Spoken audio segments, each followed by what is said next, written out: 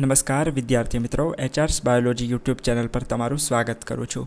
તો આવી ગયો છું હું નીટના પહેલા લેક્ચર લઈને યુટ્યુબ ચેનલ પર. તો આપણો જે પહેલો લેક્ચર છે એ છે આપણા ધોરણ 12ના પહેલા ચેપ્ટરમાંથી રિલેટેડ છે. બરાબર, જેમ કે આપણને ખબર છે કે નીટની અંદર ધોરણ 11 અને 12 બંનેનું પૂછાય છે. બરાબર, પણ આપણે ધોરણ 12થી હું પહેલો લેક્ચર લઈને આવ્યો છું. બરાબર છે, તો લેક્ચરને ખાસ ઠેક સુધી જોજો. હવે આ લેક્ચરનું ટાઇટલ જે છે એ છે વાનસ્પતિક પ્રજનનની પદ્ધતિઓ. તો મિત્રો, વાનસ્પતિક પ્રજનનને લગતા જે બી ક્વેશ્ચન છે, બરાબર છે, જે નીટમાં ગઈ વખતે પૂછાયા છે, એના આધારે હું તમને અહીંયા એક્સપ્લેન કરવાનું છું. તો મિત્રો જુઓ, પહેલો જે ચેપ્ટર છે પહેલા ચેપ્ટરનું જે પહેલું MCQ જે છે એ છે કે રામબાણમાં વાનસ્પતિક પ્રજનન અંગ કયું છે. નીચે 4 ઓપ્શન આપેલા છે. આ ક્વેશ્ચન મિત્રો નીટની એક્ઝામ 2020માં બીજા ફેઝની અંદર પૂછાયેલો ક્વેશ્ચન છે. તો મિત્રો ખાસ ધ્યાન આપજો, આ પ્રશ્ન 2020માં પૂછાયેલો છે. બરાબર છે, અને આપણને ખબર જ છે કે 4 માર્ક્સના ક્વેશ્ચન પૂછાય છે નીટની પરીક્ષામાં. જો મિત્રો તમે પેલો વિડીયો મારો ના જોયો હોય કે નીટનું પેપર કેવી રીતે હોય છે, નીટની અમુક ટિપ્સને લગતો જે મેં વિડીયો બનાવ્યો છે, તો પહેલાં તમે એ જોઈ લેજો અહીંયા ઉપર આઈ બટન દ્વારા. ઓકે, એની નીચે ડિસ્ક્રિપ્શનમાં લિંક પણ તમને મળી જશે. તો પહેલો આપણો ક્વેશ્ચન આ છે. અને એક બીજો ક્વેશ્ચન છે કે નીચેના પૈકી કઈ જોડી સાચી નથી, એટલે કે કઈ જોડી ખોટી છે. બરાબર, તો એક બાજુ વાનસ્પતિક પ્રજનનનો ભાગ આપેલો છે અને બીજી બાજુ એનું ઉદાહરણ આપેલું છે. તો અહીંયા પણ 4 ઓપ્શન આપેલા છે, જેમાંથી એક ખોટો છે અને એ જ આપણે સિલેક્ટ કરવાનો છે. જો આપણે આમાં પાક્કું આપણને નથી આવડતું તો આપણે સિલેક્ટ નથી કરવાનું, કારણ કે આમાં નેગેટિવ માર્કિંગ હોય છે, જેમ કે મેં મારા પહેલા વિડીયોમાં તમને કીધેલું છે. બરાબર, આ ક્વેશ્ચન મિત્રો નીટ 2017ની અંદર પૂછાયેલો જ ક્વેશ્ચન છે. ખાસ યાદ રાખજો, નીટ 2017માં પૂછાયેલો આ પ્રશ્ન છે. તો આ 2 ક્વેશ્ચનો સાથે હું આજનો આપણો જે ટૉપિક છે એ એક્સપ્લેન કરવાનો છું વાનસ્પતિક પ્રજનનને લઈને. તો મિત્રો જુઓ, વાનસ્પતિક પ્રજનન જે છે એ 2 પ્રકારે થતું હોય છે, કુદરતી અને કૃત્રિમ. બરાબર છે, તો કુદરતી રીતે જે વાનસ્પતિક પ્રજનન થાય છે એ થાય છે મૂળ દ્વારા, પ્રકાંડ દ્વારા અથવા પ્રકાંડના હવાઈ રૂપાંતરણો દ્વારા પણ કુદરતી રીતે વાનસ્પતિક પ્રજનન થાય છે. હવે મિત્રો તમને વાનસ્પતિક પ્રજનન એટલે શું એ તમને ખબર હોવી જ જોઈએ. વાનસ્પતિક પ્રજનન એક અલિંગી પ્રજનન જ છે. પ્રજનનના 2 પ્રકારો છે, લિંગી અને અલિંગી. તો વનસ્પતિઓની અંદર જે અલિંગી પ્રજનન થાય છે એને કહેવાય છે વાનસ્પતિક પ્રજનન. તો એનું એક કુદરતી મોડ આપણે જોઈ લીધો. બીજો એનું જે પદ્ધતિ છે એ છે કૃત્રિમ રીતે. તો કૃત્રિમ રીતે કલમ કરવી, દાબ કલમ કરવી, આરોપણ કરીને પણ આપણે વાનસ્પતિક પ્રજનન કૃત્રિમ રીતે કરી શકીએ છીએ. તો આ 2 રીતે વાનસ્પતિક પ્રજનન થાય છે. હવે નીટની પરીક્ષામાં પૂછાયેલા બંને MCQs છે એ આટલામાં જ આપણને એનો આન્સર મળી જશે. તો જુઓ, સૌથી પહેલાં આપણે મૂળ દ્વારા જે વાનસ્પતિક પ્રજનન થાય છે, બરાબર, એ કુદરતી પદ્ધતિ છે. તો એના માતૃછોડના કેટલાક અંગો હોય છે, મૂળ, પ્રકાંડ, પર્ણ અને પુષ્પમાંથી સાનુકૂળ પરિસ્થિતિમાં વિશિષ્ટ પ્રજનન અંગોનો વિકાસ થાય છે. તો મૂળ દ્વારા કઈ રીતે થશે? તો કે મૂળ છે, પ્રકાંડ છે, પર્ણ છે, એમાંથી અમુક એવા પ્રજનન અંગોનો વિકાસ થશે. દાખલા તરીકે સક્કરિયા, બરાબર, શતાવરી અને ડાહલિયા. મિત્રો હું રેગ્યુલર લેક્ચરમાં પણ ઉદાહરણો તમને ખાસ કહેતો હોય છે કે ઉદાહરણો ખાસ યાદ રાખજો. અહીંયા પણ આપણો જે MCQ છે જે નીટમાં પૂછાયેલો છે એ ઉદાહરણને લગતો જ છે. તો આના ઉદાહરણ ખાસ યાદ રાખજો કે મૂળ દ્વારા વાનસ્પતિક પ્રજનન શેમાં થાય છે? સક્કરિયા, શતાવરી, ડાહલિયા. બરાબર, હવે સક્કરિયા, ડાહલિયા, શતાવરી એ બધું તમે અહીંયા ડિટેલમાં વાંચી શકો છો. ના ખબર પડે તો મને નીચે કોમેન્ટમાં પૂછો, કારણ કે જે નીટના મેં લેક્ચર છે એ ખૂબ જ શું કહેવાય કે બહુ લાંબા નહીં, જે તમને બોરિંગ લાગે એવા બનાવવાનો પ્રયાસ નથી કર્યો. એકદમ મીડિયમ રેન્જમાં જ મેં એપિસોડ બનાવવાનો ટ્રાય કરેલો છે. બરાબર છે, એટલા માટે હું તમને અહીંયા સિમ્પલ લેંગ્વેજમાં સમજાવું છું કે અહીંયા જે ઉદાહરણ આપેલા છે એ આપણી માટે ખાસ મહત્ત્વના છે. બરાબર, તો અહીંયા તમે સક્કરિયા, શતાવરી અને ડાહલિયાનું તમે જોઈ શકો છો કે કઈ રીતે મૂળ દ્વારા પ્રજનન કરે છે. તો અહીંયા આકૃતિમાં પણ તમે જોઈ શકો છો કે ડાહલિયા જે છે એનું પ્રકાંડ છે, પછી એના ફૂલેલા અસ્થાનિક મૂળ છે એ આગળ જઈને પ્રજનન કરશે. બરાબર, એ રીતે અહીંયા સક્કરિયું છે, તો સક્કરિયાના મૂળ દ્વારા આગળ જુઓ કઈ રીતે નવો છોડ વિકાસ પામે છે. ઓકે, પછી પ્રકાંડ દ્વારા વાનસ્પતિક પ્રજનન પણ થતું હોય છે. તો એના કેટલાક ઉદાહરણો જોઈ લઈએ. આદુ, હળદર, સુરણ, બટાટા, ડુંગળી. આની આ વનસ્પતિઓની અંદર ભૂમિગત પ્રકાંડ જે હોય છે એટલે કે જમીનમાં અંદર રહેલો પ્રકાંડ એના દ્વારા વાનસ્પતિક પ્રજનન થાય છે, બરાબર. હવે આ બધા ઉદાહરણો તમે જોઈ લેજો કે આદુ અને હળદર એ ભૂમિગત પ્રકાંડ છે. ઓકે, તો આદુમાં ભૂમિગત પ્રકાંડ એ જમીનની અંદર સપાટીમાં સમાંતર વૃદ્ધિ પામતું હોય છે, એટલે કે જેમ જમીનની અંદર હોય છે તો જમીનની અંદર જ એ સમાંતર રીતે વૃદ્ધિ પામ્યા કરશે અને અનિયમિત આકારની ગાંઠ જેવી રચના પણ અહીંયા બનાવશે. હવે આદુ અને હળદર આપણે જોયેલા જ છે, બરાબર. તો જમીનની અંદર અનિયમિત આકારની એક ગાંઠ જેવી રચના બનાવશે અને તેને ગાંઠામૂળી પણ કહેવાય છે. એ પણ યાદ રાખજો, ગાંઠામૂળી. એટલે તમારે MCQમાં ખાસ આ બધું પૂછાય છે, ગાંઠામૂળી, બરાબર. એના ઉદાહરણ આદુ, હળદર, સુરણ, બટાટા, ડુંગળી, આદુ અને હળદર મેઇન ગાંઠામૂળીના ઉદાહરણ છે. અને પ્રકાંડ દ્વારા જો તમને પૂછે તો આ બધા ઓપ્શન તમારા સાચા પડે. એટલે નીટમાં છે ને આવા જ ઇઝી ક્વેશ્ચન પૂછાતા હોય છે, પણ તમને મગજમાં એવું થઈ ગયું છે કે નીટ એટલે બહુ અઘરી એક્ઝામ છે. પછી જુઓ, આ પ્રકાંડ શું કરશે તો કે ખોરાકનો સંગ્રહ કરીને માસલ બનશે. તેની ઉપર ગાંઠો, આંતરગાંઠો, સલકીપર્ણો અને અસ્થાનિક મૂળ જેવા મૂળ આપણને જોવા મળશે. આ બધી રચનાઓ આપણને તેની પર જોવા મળશે અને તેને આધારે એ વાનસ્પતિક પ્રજનન કરશે. પછી આપણે આગળ બટાટાની વાત કરીએ તો બટાટાની અંદર ગ્રંથિલ, બરાબર. હવે જો બટાટા અને ગ્રંથિલનો જે સંબંધ છે એ પણ MCQમાં ઘણી વખત પૂછાય છે. તો બટાકા એ ભૂમિગત પ્રકારનું જ ઉદાહરણ છે. ઓકે, તો બટાકાનો જે હવાઈ પ્રકાંડ જે હોય છે એનો થોડો ભાગ જમીનમાં દટાયેલો રહે છે અને તેના સલકી પર્ણોની કક્ષમાંથી ઉદ્ભવતી શાખાઓ જમીનમાં લંબાય છે. યાદ રાખજો, તેના જે સલકી પર્ણો જેવી જે રચના હોય છે એની કક્ષમાંથી શાખાઓ જે છે એ જમીનની અંદર જમીનની તરફ લંબાય છે અને લાંબી, પાતળી અને દોરી જેવી હોય છે. તેની અગ્રકલિકા, જુઓ આ શબ્દ યાદ રાખજો, તેની અગ્રકલિકા એ ખોરાકનો સંગ્રહ કરીને માસલ ગોળ કે લંબગોળ જેવો આકાર ધારણ કરે છે, તેને બટાટા કહે છે. એટલે આ શું છે, ખોરાકનો સંગ્રહ એનો અગ્રકલિકામાં થાય છે અને ગોળ કે લંબગોળ. હવે બટાકાનો આકાર આપણને ખબર છે, બધા દરરોજ ખાતા હોય છે, બરાબર. તો આ જે ગોળ કે લંબગોળ જે આકાર હતો, બરાબર, તો એ હોય છે આપણા બટાકા. તો આ રીતે એનું વાનસ્પતિક પ્રજનન થાય છે. પછી આ બટાટાને ગ્રંથિલ કહેવાય છે, બરાબર. મેં કીધું હતું કે બટાટાને ગ્રંથિલ એટલે કે ટ્યુબર પણ કહેવાય. એટલે આ રિલેશન પણ યાદ રાખવાનું. તેના નાના નાના ખાડા જેવી રચનાઓ હોય છે. આપણે કદાચ બટાકા જોયા હોય તો બરાબર આવી તમને રચના જોવા મળશે, નાના નાના ખાડા જેવી, જેમાં કક્ષ કલિકાઓ વિકાસ પામે છે. તેને આંખો કહેવાય, બરાબર. શું કહેવાય? એને આંખ કહેવાય. આ આપણા સિલેબસમાં જ છે, આપણા સિલેબસની બહારનું કશું જ નથી, બરાબર. એટલે તમને એવું ના લાગે કે આ કંઈક નવું આવ્યું, બરાબર. આપણા સિલેબસનું જ છે. હવે આ જ આંખ જે છે એ અંકુરણ પામીને નવો છોડ ઉત્પન્ન કરે છે, બરાબર. અને એને જ આપણે વાનસ્પતિક પ્રજનન કહીશું. જુઓ મિત્રો, આપણને ખબર છે અલિંગી પ્રજનનમાં બીજા કોઈ પિતૃની જરૂર હોતી નથી. એક જ પિતૃ પોતાના જેવો બીજો સજીવ બનાવી શકે છે. ઓકે, તો આ બટાટાની આંખ જે છે એ અંકુરણ પામીને પોતે જ નવો છોડ ઉત્પન્ન કરશે. ઓકે, પછી આગળ છે વજ્રકંદ, સુરણ. તો સુરણ એ પણ વાનસ્પતિક પ્રજનન કરતું પ્રકારનું ભૂમિગત રૂપાંતર છે, બરાબર.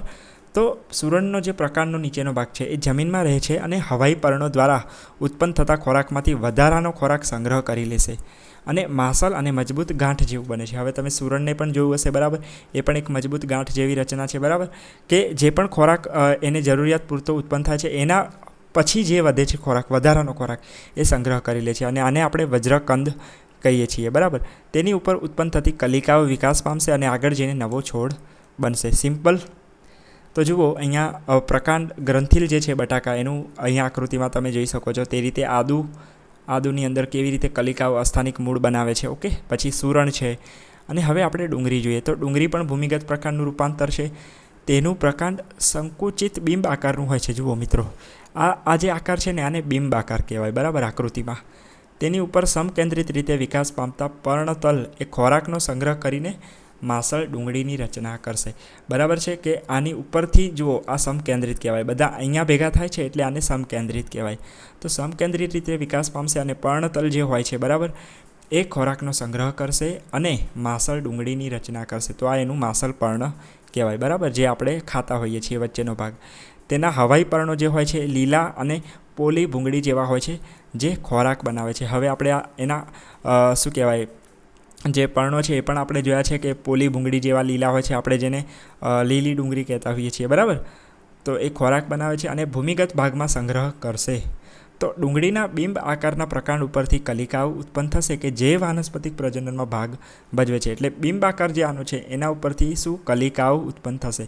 બરાબર, તો આ પણ તમને આવડવું જોઈએ. બરાબર, તો કોઈ જોડકું પૂછાય તો ડુંગળીની સામે જોડકું તમે શું ટીક કરી શકો, તો કે કલિકાઓ. કલિકા દ્વારા આમાં વાનસ્પતિક પ્રજનન થશે. પછી મિત્રો છે કે પ્રકાંડના હવાઈ રૂપાંતરણો દ્વારા પણ વાનસ્પતિક પ્રજનન થતું હોય છે. બરાબર, આ પણ એક કુદરતી જ છે. તો ખાસ ઉદાહરણ યાદ રાખજો, દુર્વા ઘાસ જે છે, પછી જળ શૃંખલા વનસ્પતિ, હંસરાજ વનસ્પતિ, ફુદીનો, સ્ટ્રોબેરી, આ બધા જે એક્ઝામ્પલ છે એ ખાસ તમે જોઈ લેજો કે પ્રકારના હવાઈ રૂપાંતરણો દ્વારા વાનસ્પતિક પ્રજનન થાય છે. બરાબર, અને જોડકાઓમાં અને MCQમાં આ જ વધારે પડતું પૂછાતું હોય છે. નીટમાં પણ તમને કન્ફ્યુઝ કરવા માટે આવા જ પ્રશ્નો મૂકે છે. હવે જો એનું પહેલું જે પ્રકાર છે ભૂસ્તારી, રનર જેને કહેવાય, તો એના ઉદાહરણ જોઈ લેજો. ભૂસ્તારી શેની અંદર જોવા મળશે? દુર્વા ઘાસ, બ્રાહ્મી જેવી વનસ્પતિ જે હોય છે એમાં પ્રકાંડની નીચે તરફની પર્ણની કક્ષમાંથી કક્ષ કલિકા શાખામાં વિકાસ પામશે. બરાબર છે, પ્રકાંડની નીચે તરફનું જે પર્ણ હોય એની કક્ષ, એમાંથી કક્ષ કલિકા ઉત્પન્ન થશે અને આગળ વિકાસ પામશે. તો આને ભૂસ્તારી કહેવાય. આ શાખા જમીનને સમાંતર વિકાસ પામશે આગળ જઈને. બરાબર, તે લાંબી, પાતળી અને શાખા વિહીન તથા ગાંઠ પણ ધરાવે છે. બરાબર, કેવી હશે? એક તો લાંબી હશે, પાતળી હશે અને શાખાઓ નહીં હોય, એની કોઈ શાખાઓ હશે નહીં, અને એની પાસે ગાંઠ પણ હશે. તેના ગાંઠવાળો જે આ ભાગ છે જે જમીનને અડેલો હોય છે તેમાંથી અસ્થાનિક મૂળ અને ઉપર તરફ પ્રરોહ ઉત્પન્ન થાય છે. એટલે જમીનની નીચેનો ભાગ અને જમીનની ઉપરનો ભાગ બંને ભાગો બની જશે. એટલે નવી વનસ્પતિ અહીંયા થઈ ગઈ આપણી. બરાબર, તેના પર્ણોની કક્ષમાંથી ફરી એક શાખા વિકાસ પામશે અને જમીન પર પથરાતી જશે. તો આને કહેવાય ભૂસ્તારી. બરાબર, આમ સતત ચાલ્યા જ કરે છે અને આ જમીન પર પ્રસરતી શાખાને ભૂસ્તારી કહેવાય, રનર કહેવાય. બરાબર, જો તેને તમે વચ્ચેથી કાપશો તો તે બે કે વધારે નવા સ્વતંત્ર છોડમાં વિકાસ પામી શકે છે. બરાબર, તો આ પણ એક કુદરતી વાનસ્પતિક પ્રજનન છે ભૂસ્તારી, જેના ઉદાહરણો દુર્વા ઘાસ, બ્રાહ્મી. બરાબર મિત્રો, પછી આવે છે ભૂસ્તારિકા. આ પણ ખૂબ જ ઇમ્પોર્ટન્ટ છે, ઘણી વખત પૂછાય છે. બરાબર, તો જુઓ, જળ શૃંખલા આઇકોર્નિયા જેવી જલજ વનસ્પતિ. બરાબર, પાણીની અંદર જે વનસ્પતિ હોય એને જલજ વનસ્પતિ કહેવાય.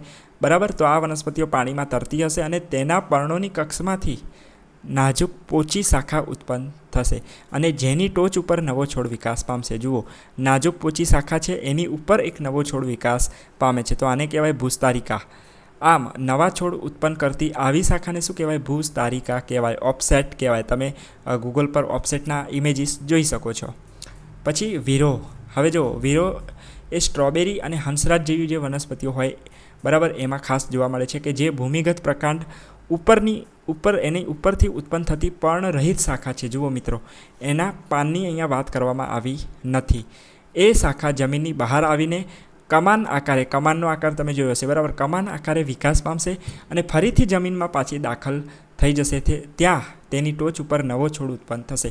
એટલે કે જમીનમાં દાખલ થશે અને જે ટોચ હવે બાકી રહી એ ટોચ ઉપરથી નવો છોડ ઉત્પન્ન થશે. આને કહેવાય છે વીરો. બરાબર, તો ઉદાહરણ ખાસ યાદ રાખજો, સ્ટ્રોબેરી અને હંસરાજ.